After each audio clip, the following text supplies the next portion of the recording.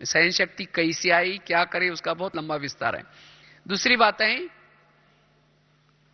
अगर योग का अनुभव हो, योग में बाबा से प्यार मिले, इसलिए पर चिंतन की बातों से सारा दिन बच करके रहे। अगर सारा दिन हम किसी का परचिंतन करते रहेंगे, किसी के अवगुण देखते रहेंगे, तो योग में बैठ करके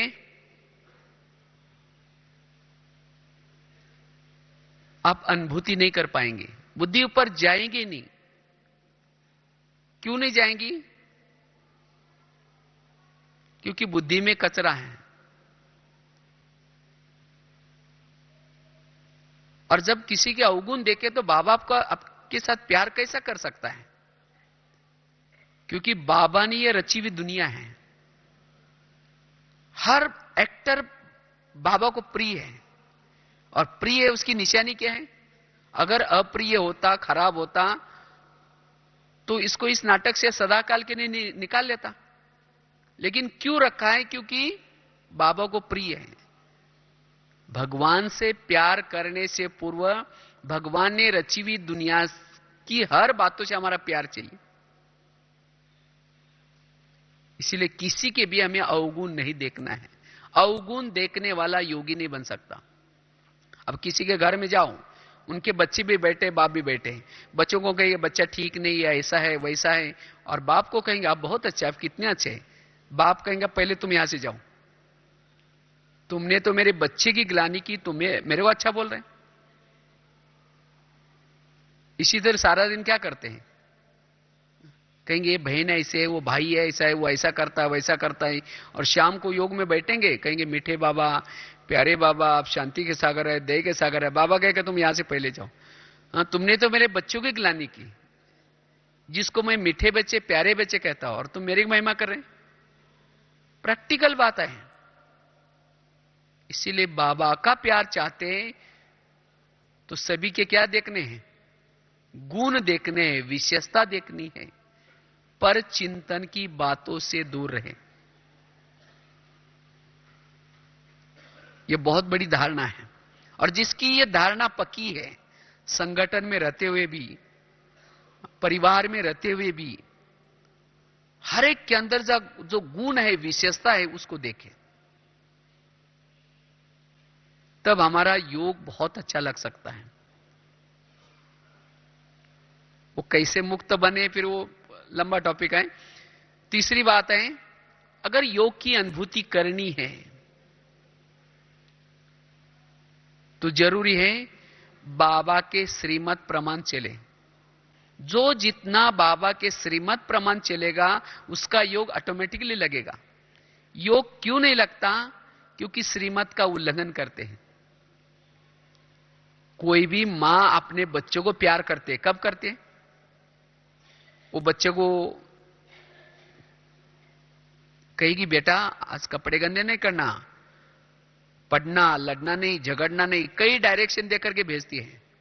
और बच्चा जाता है, कपड़े गंदे करता है, लड़ता है, झगड़ता है, और जब शाम को आएगा, मम्मी मम्मी करेगा, मम्मी किचन से देखेगी मैंने जो उसको कहा था वो करके आया। अगर नहीं करके बोले कि तुम चिल्लाते मैं यही ठीक हूं। अच्छा, जाएगी, जाकर 2 थप्पड़ लगा देगी, कहेगी तुमको मैंने क्या कहा था, तुम गंदा होकर के आया। इसी तरह बाबा भी हमारा कौन है? बाबा हमारी मां है।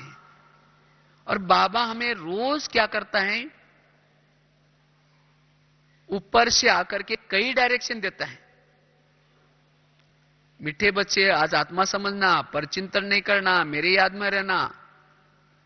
मुरली मतलब कुछ और नहीं है। मुरली मम्मी ने क्या करने के लिए बोला और क्या मना किया, 2 कॉलम में लिखो। और जिस बातों को मना किया उसको न करना, और जिसको करने के लिए बोला उसको करना, यह है ज्ञान। लेकिन हम क्या करते हैं? जो मम्मी ने मना किया वो करते हैं, और जो करने के लिए उसको नहीं करते। जैसे बच्चा शाम को आता है, मम्मी मम्मी करता, हम भी शाम को आएंगे, बाबा बाबा करेंगे। जैसे मम्मी किचन से देखती है, वैसे बाबा भी परम धाम रूपी किचन से देखेगा, खिड़की से देखेगा, मैंने जो उसको कहा था वो करके आया। अगर नहीं करके आया, बोलेगा तुम चिल्लाते मैं ऊपर ठीक हूं। फिर कहते हैं योग में मुझे बाबा का प्यार मिलता ही नहीं, पता नहीं क्या होगा। अगर योग नहीं लग रहा है, योग में अनुभूति नहीं हो रही, जरूर दाल में कुछ काला है, जरूर मेरे से कुछ ना कुछ नियम का उल्लंघन हुआ है। जितना नियम प्रमाण चलेंगे क्यों नहीं योग लगेगा, जरूर लगेगा। इसीलिए हमें जो ईश्वरीय मर्यादा है, जो ईश्वरीय नियम है, उस नियम पर हमें दृढ़ रहना है, ऑटोमेटिकली योग लगेगा। यह है तीसरी धारणा। चौथी धारणा है संस्कार परिवर्तन। अगर हम बाबा इतना पढ़ाता है, इतना ज्ञान सुनाता है, तो भी अपने आप में परिवर्तन नहीं कर रहे, तो बाबा का प्यार कैसा मिलेगा? अगर बाबा का प्यार चाहते हो, अपने आप को परिवर्तन करो, शिक्षा के अनुसार चलो। जैसे पति पत्नी होते हैं, पति पत्नी क्या करते हैं? समझो कोई भी पति जब शादी करता है, आजकल तो क्या करते हैं, जोड़ा पसंद करते हैं। अगर पति पढ़ा है तो पत्नी भी कैसी चाहिए? पढ़ी लिखी चाहिए। अगर पति गोरा है तो पत्नी भी गोरी चाहिए। इसी तरह बाबा भी हमारा पति है। आज कितने भाग्य की बात है, स्वयं परमात्मा आपके ऊपर फिदा हुआ है। ये कोई साधारण बात नहीं है, और आप भी कोई साधारण नहीं है। आपके उसने कोई शरीर को नहीं देखा, आपके आत्मा की जो क्वालिटी बड़ी ऊंची है। इसीलिए हम परमात्मा के जोड़ी में बनने के योग्य हैं। और उसको यह भी भोला भी नहीं इतना, उसको जानता भी कि इसके अंदर कुछ बुराई है, संस्कार है, लेकिन उसको लगता है कि मैं इसको इतना प्राप्तियां करूंगा, इतना अनुभव कराऊंगा, तो अपनी संस्कारों को भूल जाएगा। इसी भाव से उसने आपको चुना है। जैसे जब पति जब पत्नी को चुनता है तो वरमाला पहनाता है। वरमाला पहनने के बाद दोनों 7 फेरे लेते हैं, तब उसकी शादी हो जाते हैं। तो बाबा ने भी आपके साथ 7 फेरे लिए सबने 7 फेरे। 7 दिन का कोर्स है ये, 7 फेरे हैं। 7 फेरे लिए, फिर मंगलसूत्र भी पहनाता है। मंगलसूत्र है बैच। अगर किसी का मंगलसूत्र नहीं है तो समझो उसकी शादी अभी तक कच्ची पक्की है। मंगलसूत्र क्यों नहीं पहनते? जिसकी शादी नहीं हुई वो नहीं पहनते, या उसका पति ऑफ हुआ है वो नहीं पहनता। तो हमारा पति तो कभी ऑफ तो होता ही नहीं। अगर जिसका मंगलसूत्र नहीं तो दूसरे की नजर जाते हैं, उसको लगता है कि इसका कोई रखवाला नहीं है। इसीलिए बाबा कहते हैं मंगलसूत्र सदा पहन कर रखो। और जब उसकी शादी होती है वो अपने घर में लेके जाता है, और घर में लेके जाने के बाद कहता है मैं ऑफिस में जा रहा हूं, ये करना ऐसा ऐसा करना, और पड़ोसनी के बाद जाकर के बातें नहीं करना। और जब शाम को आया, पति ने क्या देखा? पत्नी आराम से पड़ोसनी के पास बैठी है। तो सोचेगा चलो कोई बात नहीं, आज का दिन छोड़ देते हैं, झगड़ा नहीं करेगा।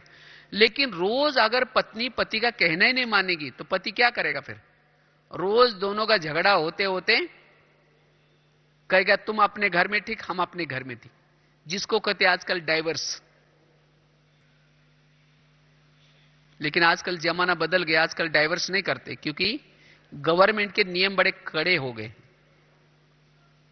लेकिन क्या करते हैं, अगर कोई पत्नी कहना नहीं मानती, पति क्या करता है? दूसरी सगाई करता है। लेकिन जब दूसरी सगाई होती है तो जो पहली पत्नी है उसके साथ प्यार नहीं होता उसका, वो खाया पिया सोया कुछ नहीं देखता। इसी तरह बाबा भी रोज हमें मुरली में कितनी डायरेक्शन देता है। अगर उस पति का कहना नहीं मानेंगे तो पति क्या करेगा? फिर डाइवर्स देगा। अर्थात वो ज्ञान से कोई ना कोई कारणे अकारणे निकल जाएंगे। इतना अच्छा पति और डाइवर्स दे, इतना बड़ा दुर्भाग्य और कोई नहीं। तीनों लोगों का मालिक पति हमें घर से निकाल दे, और क्यों निकाल देता है? उसका कहना मानना नहीं, इसलिए। चलो आजकल जमाना बदल गया, बाबा भी डाइवर्स नहीं देगा, लेकिन क्या करेगा? जिस पद के लिए आपको चुना है, अगर उस अनुसार आप नहीं चलेंगे, उसको तो दुनिया बनानी है, वो किसी और आत्मा से प्यार करेगा। फिर कई भाई बहनों का अनुभव है। क्या अनुभव है? कहते हम जब पहले ज्ञान में आए थे तो हमारा योग बहुत अच्छा लगता था, बाबा का प्यार बहुत मिलता था, लेकिन अब पता नहीं क्या हो गया। इसका मतलब पति ने दूसरी सगाई कर दी। इसलिए योग का अनुभव करने के लिए जो बाबा कहता है उस अनुसार संस्कारों में परिवर्तन करना है। जितना संस्कारों में परिवर्तन करेंगे, बाबा का प्यार मिलता रहेगा। यह है चौथी धारणा। और लास्ट की पांचवी धारणा है सोमानों के अभ्यास। जितना सोमान में रहेंगे, सोमानों के अभ्यास करेंगे, आंतरिक शक्तियां जागृत होगी। और जब आंतरिक शक्तियां जागृत होगी, ऑटोमेटिकली आपका योग लगेगा। वास्तव में योग अर्थात सोमानों के अभ्यास। और सोमान भी वैरायटी है। आपको जिस प्रकार के सोमान चाहिए, समझो पवित्रता के लिए अलग सोमान है। आपके अंदर जैसी बीमारी है, समझो आपको पवित्र रहना मुश्किल पड़ रहा है, तो पवित्रता के सोमान याद करो। किसी को कर्मेंद्रिय जीत बनना मुश्किल पड़ रहा है, तो कर्मेंद्रिय जीत बनने वाले सोमान याद करो। अगर किसी का मनोबल कमजोर है, मनोबल को बढ़ाने वाले सोमान याद करो। किसी को ईश्वरीय नशा नहीं है, तो नशे वाले सोमान याद करो। जैसी बीमारी वैसी टैबलेट यूज करो। नहीं तो आज कई भाई बहन क्या करते हैं, पवित्र रहना है, पवित्रता की धारणा करनी है, लेकिन सोमान क्या करेंगे? मैं शांत स्वरूप हूं, मैं शांत स्वरूप हूं। शांत स्वरूप कहने से पवित्रता नहीं आएगी। पवित्रता के लिए सोमान है मैं पवित्रता का अवतार हूं। बस पूरा हो गया। मैं पवित्रता का अवतार हूं, मैं पवित्रता की देवी हूं, मैं पवित्रता के सागर से निकला हूं। तो इस तरह से पवित्रता के सोमान याद करना है। ईश्वरीय नशा के लिए स्वयं परमात्मा मेरा साथी है, मैं मास्टर सर्वशक्तिवान हूं, यह सोमान याद कर। इस तरह से अलग अलग सोमान को याद करने से योग में मगन हो जाएंगे, ऑटोमेटिकली योग लगेगा। इसलिए हमें क्या करना है? अलग अलग सोमानों के अभ्यास करने हैं। तो इस तरह से अगर ये 5 धारणा आपके जीवन में है,